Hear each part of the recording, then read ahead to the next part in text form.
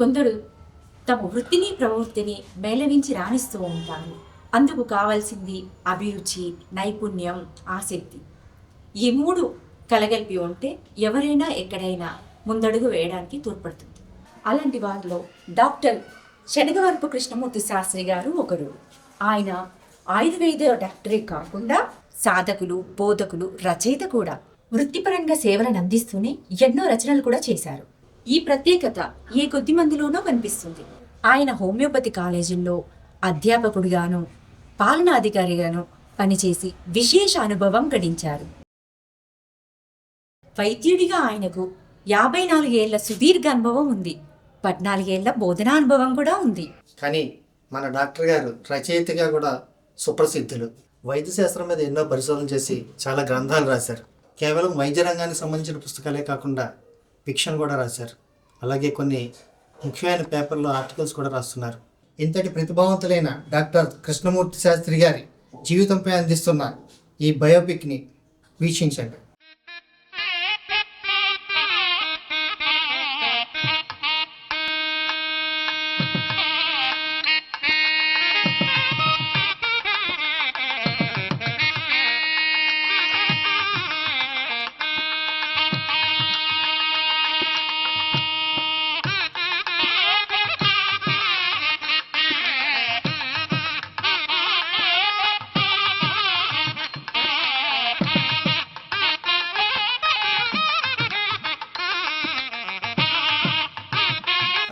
ఓం సరస్వతి పురుషః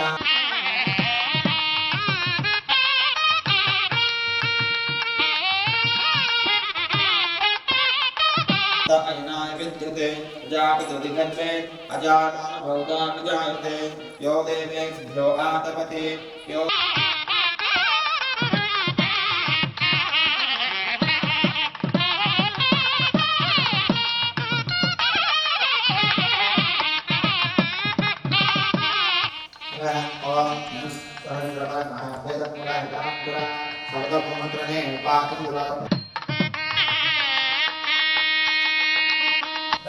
నమస్కారం అండి. మాత్రమే బాగున్నారా? బాగున్నామండి.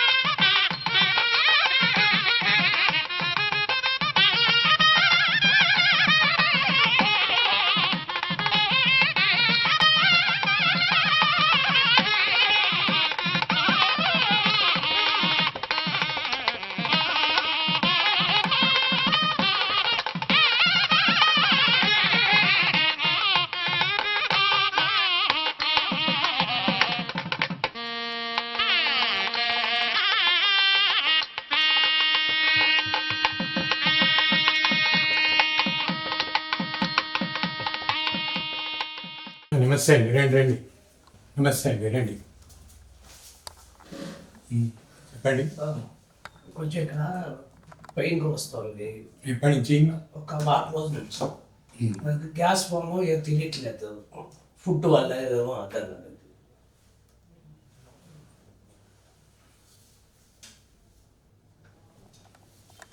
ఒకసారి నోరు తెరవండి. 4 పెట్టి పెట్టండి.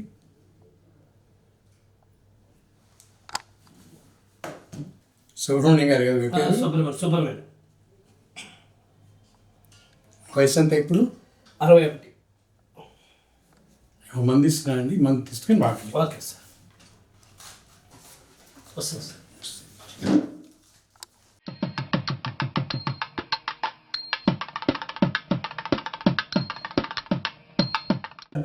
నమస్కారం.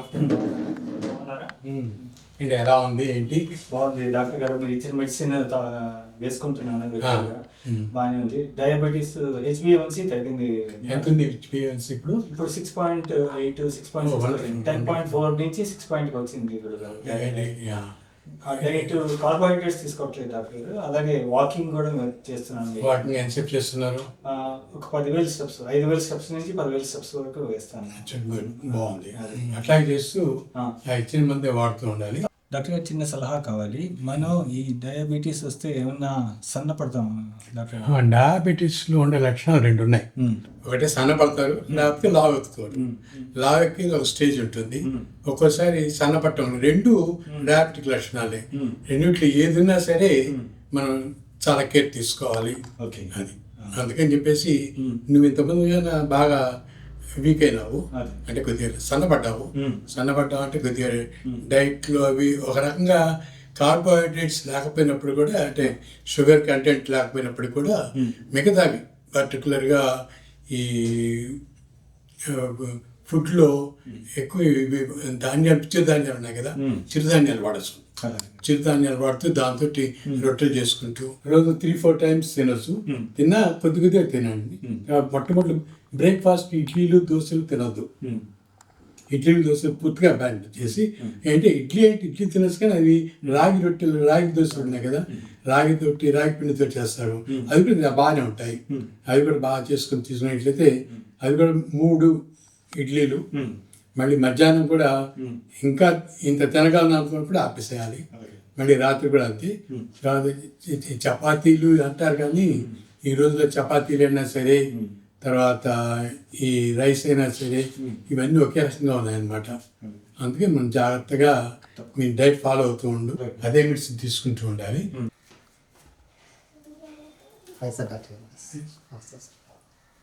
నమస్తే సార్. డాక్టర్ గారు, హోమియోపతి వైద్య రంగంలో మీకు విశేషమైన అనుభవం ఉంది. ఆ అనుభవం ఎంతో మందికి ఉపయోగపడుతుంది. ఆ విశేషాలు మాకు చెప్తారా? తప్పకుండానమ్మా. నాకు కనీసం 25 సంవత్సరాలు NTPCలోను, తర్వాత 12 సంవత్సరాలు కాలేజీలోను ఎక్స్పీరియన్స్ ఉందమ్మా. ఈ మొత్తం నాకు 55 సంవత్సరాలు ఈ హోమియోపతి ఫీల్డ్లో ఎక్స్పీరియన్స్ ఉంది. ఎక్కువగా హోమియోపతి ఫీల్డ్లో నేను వైద్యం చేస్తూ ఉంటాను. డాక్టర్ గారు, మీరు వైద్య రంగంలోకి రావడానికి మీకు కారణాలు ఏంటి? మీకు ఇన్స్పిరేషన్ ఎవరిచ్చారు? మాకు కొంచెం తెలియజేయండి సార్. ఇది చాలా మంచి ప్రశ్న అండి. మొట్టమొదటి అడిగారు. నేను 1967-68లో ఆ రోజుల్లో నేను నా బ్రదర్ ఉన్నాను, మీ ఇద్దరు ప్రిన్స్ కాన్పెల్లర్. కాన్పెల్లర్ కావడంతో మా పేరెంట్స్ లేదు, వీళ్ళని ఒకరిని డాక్టర్ చేద్దాం, ఒకరిని ఇంజనీర్ చేద్దాం అనుకున్నారు. అది వాళ్ళ, ఎందుకంటే ఆ రోజుల్లో 9వ తరగతిలో నుంచే 10వ తరగతి నుంచి ఒకటి మ్యాథ్స్ సైడు, ఒకటి జనరల్ మ్యాథ్స్ అని, ఇంకోటి కాంపోజిట్ మ్యాథ్స్ అని ఉండేది. జనరల్ మ్యాథ్స్ తీసుకున్న వాళ్ళందరూ బైపీసీ వైపు వెళ్తారని, డాక్టర్కి వెళ్తారని. కాంపోజిట్ మ్యాథ్స్ తీసుకున్న వాళ్ళందరూ ఇంజనీరింగ్కి వెళ్తారని. మీ ఇద్దరిని చేద్దామని నన్నే ఇటు జనరల్ మ్యాథ్స్లో చేశారు, మా వాడిని కాంపోజిట్ మ్యాథ్స్లో చేశారు. ఆ తర్వాత 10th SSLC, అప్పుడు SSLC ఉండేది. SSLC అయిపోయిన తర్వాత PUCలో అక్కడ గ్రూప్ చేంజ్ అయింది. మా అందులో డాక్టర్ చేయాలని మా చిన్న ఒకడు చిదంబరం, ఆయనకి అప్పుడు నేవీలో ఉండేవాడు. నేవీలో ఉండి ఎవరో ఒకరు డాక్టర్ చేయటం అంటే చదివాము, రాసాము. కానీ ఆ రోజులో అంటే మీ అలోపతి, ఆయుర్వేద, హోమియోపతి, ఈ 3 సిస్టమ్స్ ఉన్నాయి కదా. ఈ మూడు సిస్టమ్స్ ఎట్లా ఉండేవంటే, అలోపతి గోల్డ్ మెడల్ వచ్చినట్లు అనుకునేవాళ్ళు. ఇది ఆయుర్వేదం వచ్చేసేసి సిల్వర్ మెడల్ అనుకునేవాళ్ళు, హోమియోపతి వచ్చేసి బ్రాంజ్ మెడల్ అనుకునేవాళ్ళు. అంటే ఆ ర్యాంకులు వచ్చినట్లు, అంటే అలా ఫీల్ అయ్యేవాడు ఆ రోజుల్లో. అందులో పాస్ అయ్యి మార్కులు వచ్చాయి, ఆ మార్కులు వచ్చి ఆ గోల్డ్ మెడల్ మార్కులు రాలేదు. అందుకని దానికి ఆ రోజులో డొనేషన్స్ ఇస్తే కానీ సీట్ రావు. ఆ డొనేషన్స్ ఇచ్చే స్తోమత కానీ ఆ ఆర్థిక స్తోమత కానీ లేదు. అందుకని రెండో ఆప్షను ఆయుర్వేదం అప్పుడు సీట్లు అయిపోయినాయి. ఈయన మూడో ఆప్షన్గా అప్పుడు జయశ్రీరావు హోమియోపతి మెడికల్ అని హైదరాబాద్లో ఉంది. వాళ్ళు అడ్వర్టైజ్మెంట్ ఇచ్చారు, ఇక్కడ అడ్మిషన్స్ ఓపెన్ అయినాయని చెప్పేసి. ఆ ఉద్దేశంతో ఇచ్చే డాక్టర్ కావాలని ఆ ఉద్దేశం ఇన్స్పిరేషన్ మొదట్లో మా పేరెంట్స్ ఇన్స్టిగేట్ చేసింది. ఆ ఇన్స్పిరేషన్ తోటి ఏదో డాక్టర్ కావాలని ఏదో డాక్టర్ అవుదాం అంటే హోమియోపతి ఈ వైద్యం విషయాలు అంత పెద్దగా తెలిసిపోయినా ఈ కేటగిరీస్ తెలుసు. ఈ కేటగిరీస్లో మన 3వ కేటగిరీ ఏదో డాక్టర్ అవుతున్నాం కదా అనే ఉద్దేశంతో దీంట్లో చేయని సంవత్సరంగా తెలిసింది. నేను ఏదైతే బ్రాంజ్ అనుకున్నా అదే గోల్డ్ అనిపించింది. అది డాక్టర్ గారు, హోమియోపతి వైద్య రంగంలో మీకు ఎంతో అనుభవం ఉంది. ఆ అనుభవం ఎంతో మందికి ఉపయోగపడుతుంది. దానికి సంబంధించిన విశేషాలు కొంచెం చెప్తారా? మన వైద్య విధానంలో 3 రకాల విభాగాలు ఉన్నాయి సార్. అలోపతి, హోమియోపతి, ఆయుర్వేదం. ఎవరికి ఇష్టం వచ్చినా వాళ్ళు మందులు వాడుతున్నారు. హోమియోపతికి మీ కాంపిటీషన్ ఎలా ఉంటుంది సార్?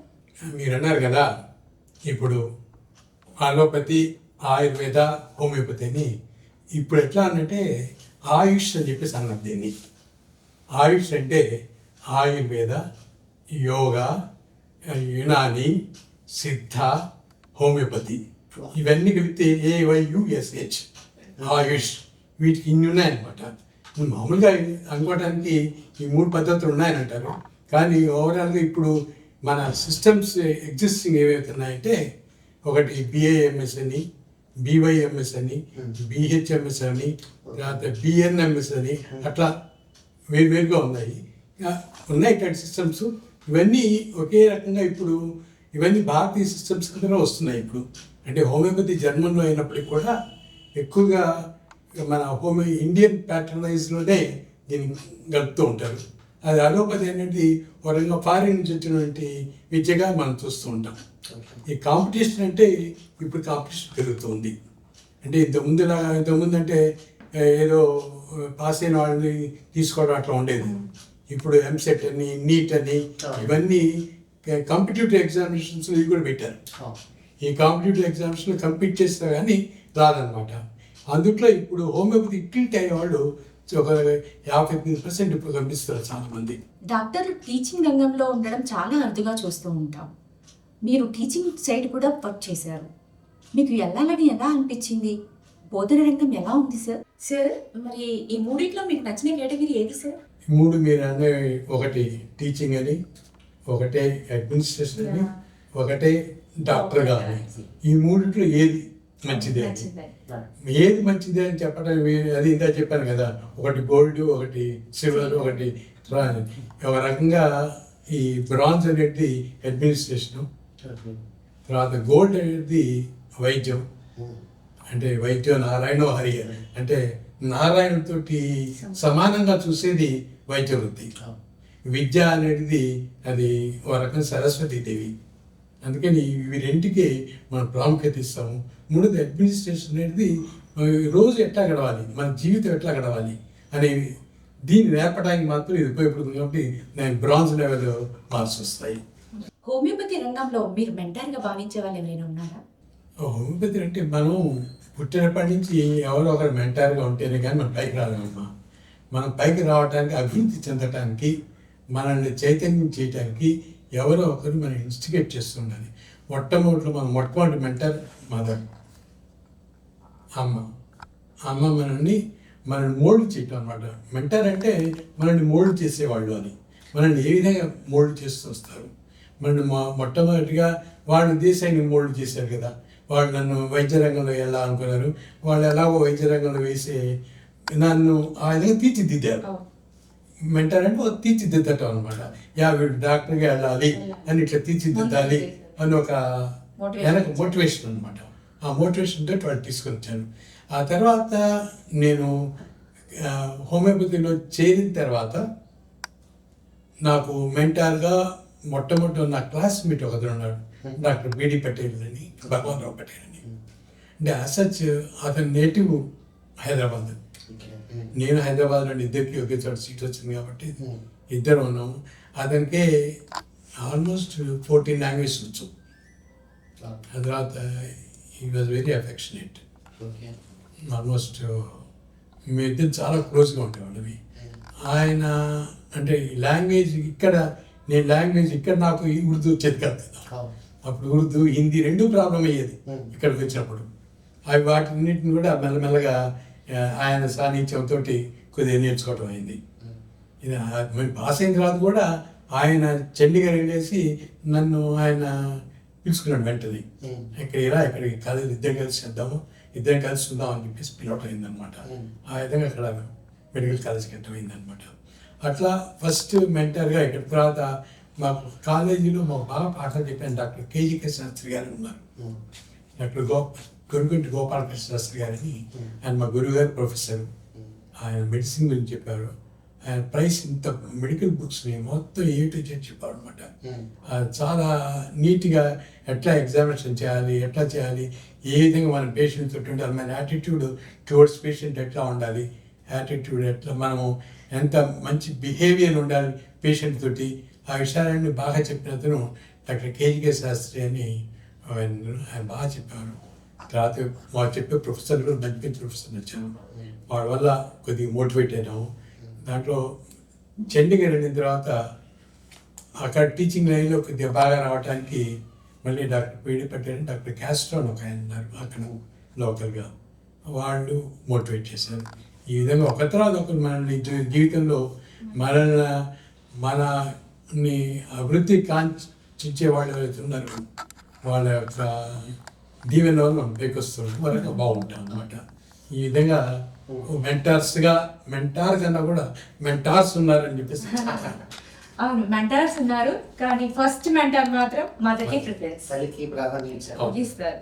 డాక్టర్ గారు, మీరు బోధకులుగాను, రచయితగాను, అడ్మినిస్ట్రేషన్ కూడా చూసుకున్నారు, హోమియోపతి డాక్టర్గా ఇన్ని చేశారు కదా, మీకు ఎలా సాధ్యమైంది? ఇవి అన్నీ ఒకేసారి చేయాల్సి వస్తుందండి. ఇప్పుడు డాక్టర్ అంటే మెడికల్ కాలేజీలో ప్రొఫెసర్ అంటే అక్కడ కాలేజీలో పాఠాలు చెప్పాలి, హాస్పిటల్కి వెళ్ళి పేషెంట్ని చూడాలి, తర్వాత హాస్పిటల్లో కూడా క్లినికల్ క్లాసెస్ అని చెప్పేసి స్టూడెంట్స్ క్లినికల్ కోర్సెస్ ఉంటాయి, వాళ్ళకి అక్కడ పాఠాలు చెప్పాల్సి వస్తుంది. ఇవన్నీ ఎందుకని చెప్పేసి మాకు 3 సైడ్ బై సైడ్ ఉంటాయి. తర్వాత అడ్మినిస్ట్రేషన్ అనేది సపరేట్ పాయింట్. ఇది మన క్వాలిఫికేషన్ అక్కడ మెడికల్ సూపరింటెండెంట్గా చేశాను కాబట్టి అక్కడ హాస్పిటల్ అడ్మినిస్ట్రేషన్ చూసుకోవటం సపరేట్గా ఉంటుంది, దాన్ని చూసుకుంటూ ఉంటాం. అన్నీ ఎంజాయ్ చేశాను. I enjoyed all the 3 course. మీరు ఎంజాయ్ చేయగలిగారు కాబట్టి అన్ని సక్రమంగా నిర్వర్తించగలిగారు. మీకు వచ్చిన దానికి ముందు ఇష్టం ఒకటి ఉండాలి, అక్కడ మొట్టమొదటి ఆటపోట్లకు తట్టుకోగలిగి ఉండాలి. అంటే అక్కడ వాళ్ళు ఎగతాళి చేసాడు పార్కు వచ్చినట్టయితే నేను ఎక్కడ ఉంటుండేవాడిని.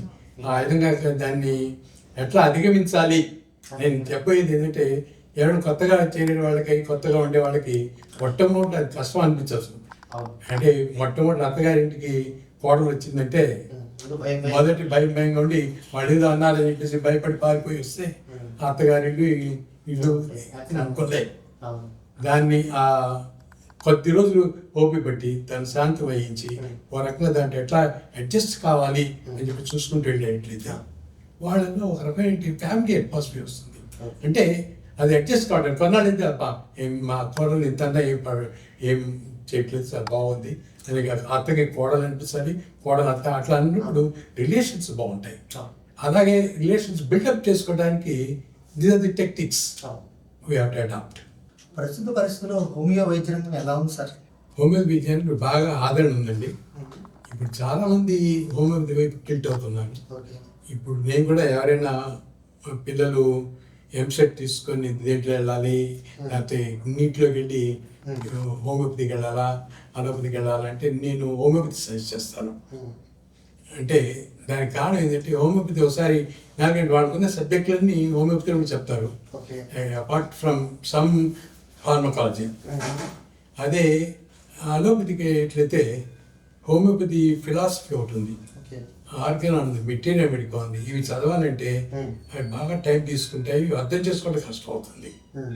ఇందుట్లో ఇవన్నీ ముందుగానే ఉంటాయి కాబట్టి ఇవి ఈ హోమియోపతి చదివే వాళ్ళకి ఇవి ప్లస్ అవి ఒక ఫార్మసీ నేర్చుకునేట్లయితే ఆల్మోస్ట్ దాన్ని మొత్తం తెలుసుకుని అవుతారు. సబ్జెక్ట్ మీద కమాండ్ ఎక్కువగా హోమియోపతికి ఎక్కువగా వస్తుంది అన్నిటి మీద. ఈ రంగంలో మీకు ఎటువంటి అనుభవాలు ఎదురయ్యా మాతో కొంచెం షేర్ చేయండి సార్. చాలా ఆటుపోట్లు అవి ఉంటాయి, అవన్నీ ఎలా ఎదుర్కొన్నారు? ఇందా చెప్పాను కదా, ఆటుపోట్లు అంటే మొట్టమొదటి చేరేటప్పుడు ఆటుపోట్లు కొన్ని ఉంటాయి, కానీ ఆటుపోట్లు లేని రంగం అంటూ ఏదీ లేదు. ప్రతి రంగంలోనూ ఆటుపోట్లు ఉంటాయి, కానీ ఆటుపోట్లు ఎలా నెగ్గుకు రావాలి అనే దానికి మనం ఒక రకమైన ప్లానింగ్ ఉండాలి. ఎలా ఉండాలి అంటే ఒక రకంగా అది ఆటుపోటు అంటే మొట్టమొదటిలో ఒక్కసారిగా క్లాస్లోకి వెళ్ళి పాడని చెప్పంటే అది ఇట్ వాజ్ సంథింగ్ చాలా కష్టంగానే ఉండేది. తర్వాత మెల్లగా ఇందుకు పంపించారు కదా, దీన్ని మెల్లగా ఎట్లా వెళ్ళాలి అని దాన్ని ప్లాన్ చేసుకొని తర్వాత మర్నాడికి వచ్చేసరికి ప్రిపేర్ అయ్యి అంటే దాని నుంచి బాగా కష్టపడాల్సి వచ్చేది. అప్పుడు 24 hours కష్టపడాల్సి వచ్చేది. అంటే పాఠాలు చెప్పాలంటే అందరూ మెడికల్ కాలేజ్ స్టూడెంట్స్కి పాఠాలు చెప్పాలంటే మళ్ళీ వాళ్ళ లెవెల్కి వెళ్ళి పాఠాలు చెప్పాలి అంటే అవి అప్పుడు కొద్దిగా కష్టంగానే ఉండేది. అందుట్లో పంజాబీ వాళ్ళకి మన ఇంగ్లీష్ వాళ్ళకి అర్థమయ్యేట్టుగా చెప్పాలి. అర్థం కాదు అక్కడక్కడ 1-2 హిందీ మాటలను చెప్తూ ఉండాలి. అఫ్కోర్స్ పంజాబీ నేర్చుకోవడానికి కష్టమైంది, కానీ నేను అర్థం చేసుకోగలను, కానీ మాట్లాడడం కష్టమయ్యేది. కానీ అప్పుడు వాళ్ళు సమాధానం చెప్తూ ఉండటం వల్ల దేవర్ హ్యాపీ. ఇది మొట్టమొదటి కష్టం పడ్డాం. ఆ విధంగా మెల్లగా ఆ విధంగా ఆటుపోట్లు ఉంటాయి, but we can overcome all this. ఆ తర్వాత టీచింగ్ ప్రొఫెషన్ వదిలిపెట్టి ఒట్టి మెడికల్ లైన్లో ఎన్టీపీసీ నేషనల్ థర్మోపవర్ కార్పొరేషన్ ఒట్టి కార్మికుల సమస్య ఇక్కడ. అక్కడ విద్యార్థుల సమస్య. రెండో దాంట్లో వచ్చేసరికి కార్మికుల సమస్య. కార్మికుల సమస్య అంటే అక్కడ కార్మికులు అయితే ఫ్యాక్టరీ వర్కర్స్కి అనుగుణంగా మనం చేయాల్సి వస్తుంది. అంటే అక్కడ 25 MBBS డాక్టర్లు ఉన్నారు, నేను ఒక్కడిని హోమియోపతి డాక్టర్ని. అందుట్లో నేను వాళ్ళందరినీ కూడా వాళ్ళందరితోటి ప్యారలల్గా ఉన్నవాడిని. నేను వాళ్ళందరిలో కూడా గౌరవం పొందుతూ రావాల్సి వచ్చేది. అందుకని అక్కడికి నేను ఎదుర్కోవడానికి వాళ్ళకన్నా నేను బాగా కృషి చేసి నేను డయాగ్నోస్ బాగా చేస్తాను, నేను బాగా మందులు ఇస్తాను అనే పేరు తెలుసుకోవడానికి చాలా కష్టపడాల్సి వచ్చింది. ఆ విధంగా అదొక విధంగా కష్టపడి పైకి రావాల్సి వచ్చింది అనమాట. డాక్టర్ గారు, ఇప్పుడున్న పరిస్థితుల్లో దేశంలో ఇంకా ఎక్కువ హోమియోపతి డాక్టర్లు కావాలంటారా? అవునండి, నిజంగా హోమియోపతి డాక్టర్లే కావాలి. అంటే హోమియోపతి డాక్టర్ ఎందుకు కావాలంటే మన దేశం రిచ్ దేశం కాదంట. మనం ఇది ఒక రకంగా బీదవాళ్ళకి చాలా బాగా మంచి వైద్యం ఒకటి, తర్వాత మనిషి యొక్క తత్వాలకు పనిచేసే మందు ఒకటి. మేము మందులు ఇచ్చేది ఒట్టి రోగానికి అని చెప్పేసి ఇవ్వము, ఆ రోగికి మెడిసిన్ ఇస్తాం. రోగికి డిఫరెన్స్ ఉంది. రోగానికంటే వాడికి ఫీవర్ ఉంది కాబట్టి పారాసెటమాల్ 100 మందికి పారాసెటమాల్ అంటే, ఇప్పుడు ఆడవాళ్ళు అంటే కావ్య అంటే ఆడవాళ్ళం కాదు, ఎంతోమంది ఎన్నో పేర్లు ఉన్నాయి. అట్లాగే ఫీవర్ అనేది ఒక ఆడ అనే పేరు. దానికి పేరు చెప్పామంటే ఆడ అనేది దానికి హోమియోపతిలో అయితే కనీసం 200 మందులు ఉన్నాయి. అంటే ఎవరెవరికి ఏది, ఈ అమ్మాయి పేరు కావ్య, ఇంకొక అమ్మాయి పద్మ, ఇంకొక అమ్మాయి పేరు ఇంకోటి లక్ష్మీ, సుబ్బరవి ఏవో ఉంటుంటాయి కదా. ఎట్లాగే పేర్లు మారుతూ ఎట్లా ఉంటాయో అలాగే హోమియోపతిలో కూడా ఒక్కొక్క మనిషికి ఇండివిజువలైజేషన్ అంటారు. ప్రతివాడు ఒకరి ముందు ఇద్దరు ఉండరు. కావ్య లాంటి వాళ్ళు 2 వాళ్ళు ఉన్నారా? లేదు. అలాగే మనం ఒకరి పోను ఇంకోరు ఉండరు కాబట్టి అలాగే జబ్బులు కూడా ఒకరి వచ్చినట్లుగా ఇంకోరికి రావు 100%. ఒకరికి ఫీవర్ వచ్చింది, ఒకరికి దాహం వేస్తుంది, ఇంకొకరికి దాహం వేయదు. దాహం వేయని వాడికి ఒక రకమైన మంది ఇవ్వాల్సి వస్తుంది, దాహం వేసేవాడికి ఒక రకమైన మంది ఇవ్వాల్సి వస్తుంది. అది హోమియోపతిలో మాత్రమే అటువంటి వెసులుబాటు ఉంది. కానీ మిగతా వాటిలో ఫీవర్ ఉంది కాబట్టి ఈ మంది వేయండి అంటారు.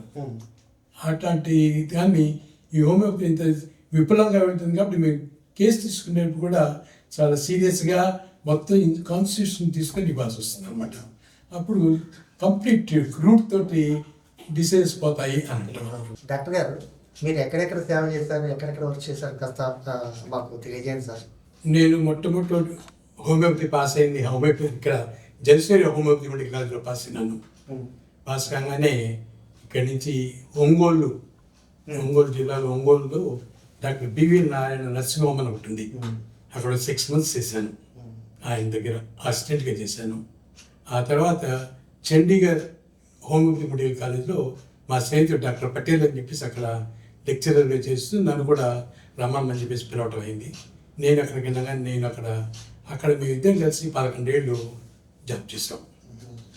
11 ఏళ్ళు నేను ఆయన ప్రిన్సిపల్ అయినారు, నేను వైస్ ప్రిన్సిపల్ దాకా అక్కడ చేసాము. అన్ని సబ్జెక్ట్స్లో వాటిలో నేను అక్కడ చేస్తూ వచ్చాము. ఆ 11 అయిపోయిన తర్వాత 86లో రామగుండం వచ్చాను. రామగుండం ఎన్టీపీసీలో అక్కడ 25 సంవత్సరాలు చేశాను. అక్కడ అసిస్టెంట్ చీఫ్ మెడికల్ ఆఫీసర్గా ఎన్టీపీసీలో పెద్ద మంచి పోస్టులు, మంచి డీజీఎం లెవెల్ పోస్టులు, అసిస్టెంట్ చీఫ్ మెడికల్ ఆఫీసర్గా అక్కడ నేను పనిచేశాను. ఈ జర్నీలో నాకు డాక్టర్గా వైద్య వృత్తి చేయడానికి, విద్యాబోధన చేయడానికి, తర్వాత అడ్మినిస్ట్రేషన్ చేయడానికి అన్నిటికీ అవకాశాలు దొరికాయి అన్నమాట. అలోపతిలో మెడికల్ కాలేజీతో పాటు ఆసుపత్రి కూడా ఉంటుంది. మరి హోమియోపతి రంగంలో ఎట్లా ఉందండి మీకు? మెడికల్ కాలేజెస్ అంటే హాస్పిటల్స్ మస్ట్. మెడికల్ కాలేజ్ అంటే స్టూడెంట్స్ ఉంటారు. స్టూడెంట్స్ మళ్ళీ హాస్పిటల్ కూడా వాళ్ళకి ట్రైనింగ్ కావాలి.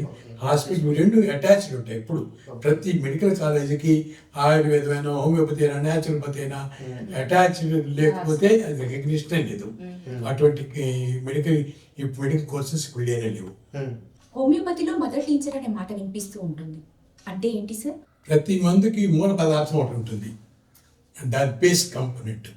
ఆ బేస్ కాంపోనెంట్ నుంచి ఏదైతే మందు తయారు చేస్తారో ఆ బేస్ కాంపోనెంట్ నుంచే మందు యొక్క ఎనర్జీ పెంచేట్టుగా చేస్తుంటారు.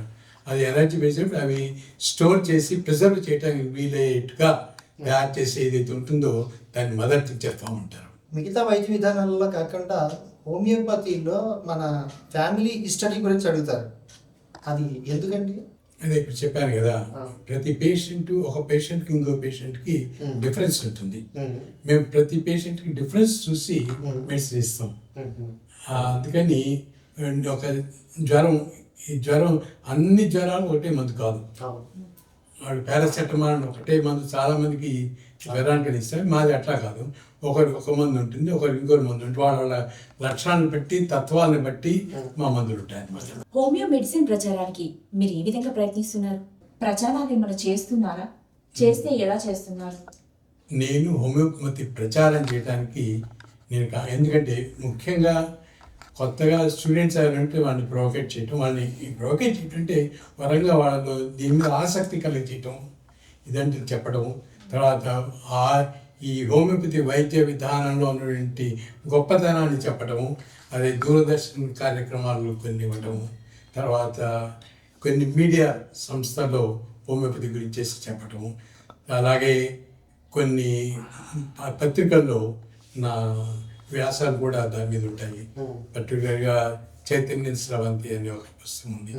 ఆ పుస్తకంలో నా ఆర్టికల్స్ హోమియోపతి మీద ఏంటి, ఏ జబ్బులకి ఎట్లా ఉండి, ఎట్లా కేసు తీసుకోవాలి, ఎట్లాంటి మందులు ఇవ్వాలి, ఇవన్నీ అంటే ఒక రకంగా అవగాహన కలిగారు. ఇవన్నీ ఎంత అవగాహన కలిగిస్తే అంత దగ్గర అవుతారు అనే ఉద్దేశంతో చేయడానికి. తర్వాత ముఖ్యంగా మేము ప్రచారం చేశారంటే ఎపిడమిక్ డిసీజ్ అని ఇంతవరకు చికెన్ గునియా అని, తర్వాత ఇవన్నీ ఉండేవి కదా.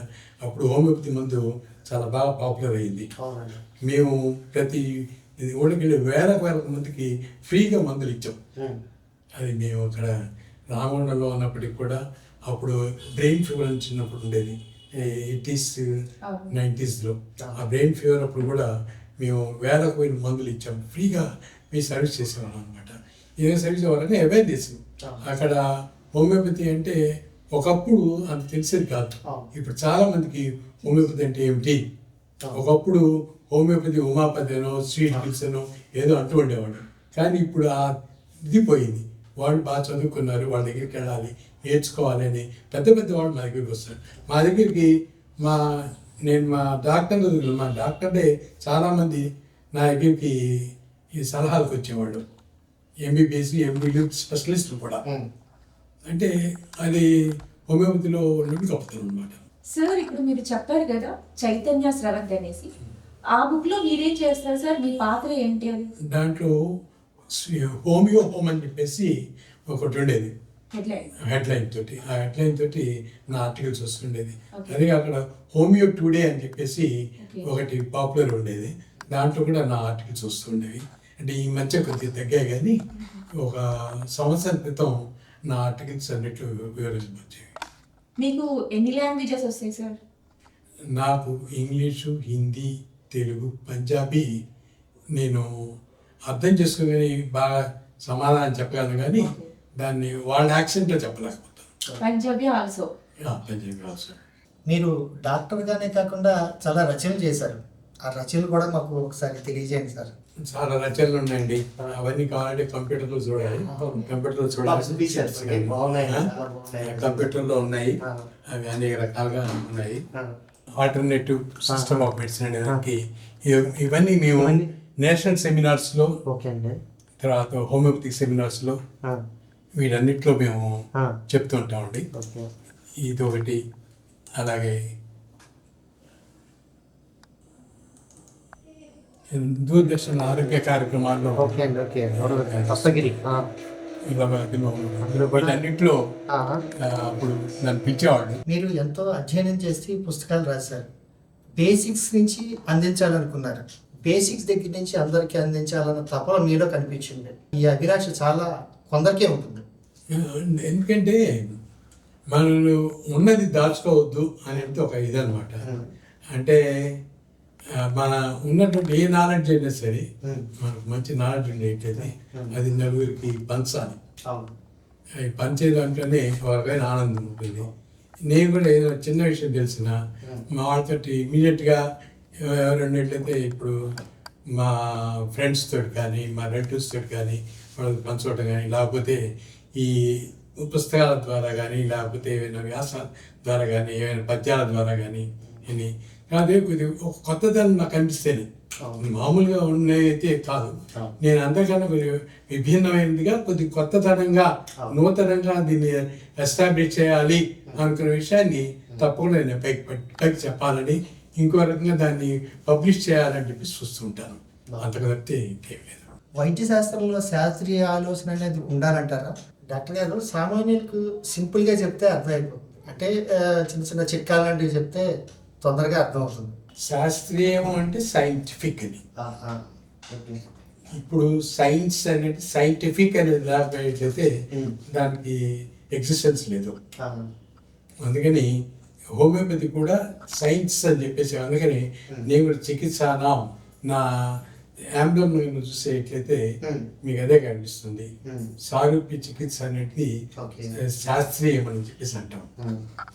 అంటే ఈ చికిత్సలో మేము ఒక శాస్త్రీయబద్ధంగా దాన్ని చెప్పాం కదా, మనిషిని అర్థం చేసుకుంటూ అలాగే వాళ్ళని పూర్తిగా అర్థం చేసుకొని ఇచ్చేది అది కరెక్ట్ మెడిసిన్ అని చెప్పేసి, ఆ మెడిసిన్ కూడా ఎంత ఇవ్వాలి, ఏ డోస్ ఇవ్వాలి, ఇవన్నీ ఒక పద్ధతి ప్రకారంగా ఇవ్వటం, ఆ పద్ధతి నేర్పేది శాస్త్రీయత. శాస్త్రీయత అంటే ప్రతిదీ సైన్సేను.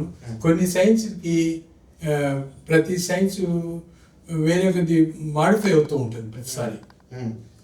మాడిఫై సైన్స్ దానికి మా దాంట్లో ఏంటంటే ఒక సైన్స్ బేసిక్ ప్రిన్సిపల్ ఏదైతే ఉందో గ్రావిటేషన్ ఉంది. ఆ గ్రావిటేషన్ అనేది అప్పటికి ఇప్పటికి ఒకటే ఎగ్జిస్టెన్స్, అది కదదు, ఆ మూల పదార్థం కదదు.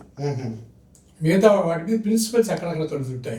అలాగే ఇవి కూడా ఆ బేసిక్ ప్రిన్సిపల్స్ హోమియోపతి ఏదైతే ఫౌండేషన్ ఉందో అవి కదలకుండా ఉండే సైంటిఫిక్గా ఉంది. కాబట్టి దీని సైన్స్ అండ్ శాస్త్రీయం అని తెలుగు మనం సంస్కృతంలో శాస్త్రీయం అని, తెలుగులో శాస్త్రీయం అని చెప్పేసి అంటాం. శాస్త్రీయం అంటే ప్రతి medical science it is a science. అంటే మనిషి తత్వాన్ని బట్టి మీరు వైద్యం చేస్తారు కాబట్టి అదే శాస్త్రీయతగా మనం గుర్తించాలి. అదే శాస్త్రీయత అని చెప్పేసి.